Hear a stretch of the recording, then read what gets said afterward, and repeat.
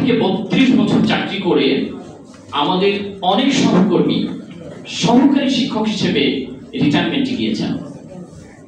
আমি এক্ষেত্রে আপনাদেরকে জানাতে চাই 1991 ব্যাচের কয়েকজন সহকর্মী যারা এখনো কর্মরত রয়েছেন, চলতি দায়িত্বে সহকারী প্রধান শিক্ষক শিক্ষিকা, তাদের অনেকে প্রধান শিক্ষক শিক্ষিকা হয়ে বিদায় নিয়েছেন, অনেকে সহকারী শিক্ষক হিসেবে এখনো কর্মরত আছেন, আবার অনেকে সহকারী প্রধান শিক্ষক চলতি দায়িত্ব নিয়ে কর্মরত রয়েছেন। মানে এটি মনে হয় বাংলাদেশের ইতিহাসে অন্য কোনো সার্ভিসে আছে, এটি আমাদের জানা নেই। তো যেটি বলছিলাম যে 32 বছর চাকরি করে একটি পদোন্নতি পাননি, ওই যে 4% রেশিও থাকার কারণে।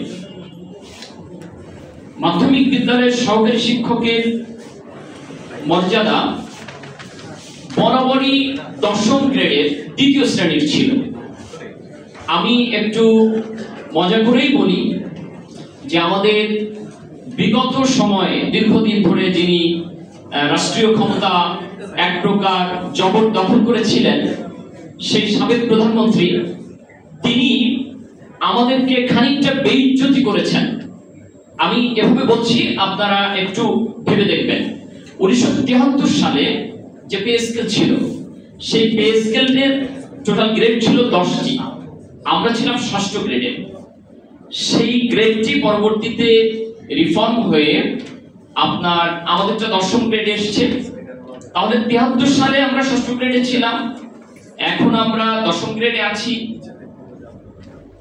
প্রধানমন্ত্রী 15 মে 2012 সালে ঘোষণা দিলেন সরকারি মাধ্যমিকের সহকারী শিক্ষকদের 3য় শ্রেণী থেকে 2য় শ্রেণীতে উন্নীত করা হলো।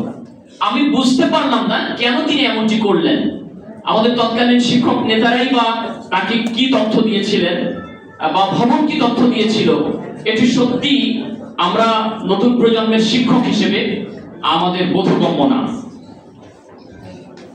তো আমাদের যে বিষয়টি আপনাদেরকে জানাতে চাই যে আমাদের সঙ্গে বঞ্চনার জায়গাটি, সেটি হচ্ছে 1973 সাল থেকে আমাদের সঙ্গে মানে প্যারালাল পোস্টিং হতো।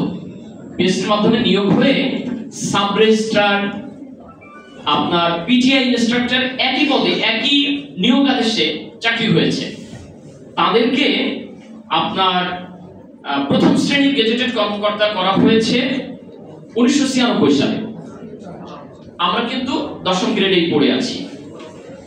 এরপর আপনার থানা শিক্ষা অফিসারকে 9ম গ্রেডের গেজেটেড অফিসার করা হয়েছে 94 সালে। আমরা 10ম গ্রেডেই পড়ে রয়েছি। থানা সমাজসেবা অফিসারকে 92 সালে প্রথম শ্রেণীর গেজেটেড কর্মকর্তা করা হয়েছে। আমাদের লেখালি ছিলেন, ওনাদেরকে 9ম গ্রেড করা হলো, আমাদের করা হয়নি। পরীক্ষণ বিদ্যালয়ে পিটিআই সহকারী শিক্ষক বা পরীক্ষণ বিদ্যালয়ের শিক্ষক, তাদেরকেও 2005 সালে আপনার 9ম গ্রেড ভুক্ত করা হলো। মজার ব্যাপার হচ্ছে এই সকল মানে আমাদের প্যারালাল এবং আমাদের নিম্ন গ্রেডের যারা ছিলেন তাদেরকে 9ম গ্রেড করা হলো, কিন্তু আমরা শিক্ষক সাপোসাই থেকে গেলাম। আমরা কি দোষটা করেছি যে স্নাতকোত্তর ডিগ্রি নিয়ে, বিএড ডিগ্রি নিয়ে, এমএড ডিগ্রি নিয়ে আমরা চাকরি করছি, অথচ আমাদের গ্রেডের উন্নয়ন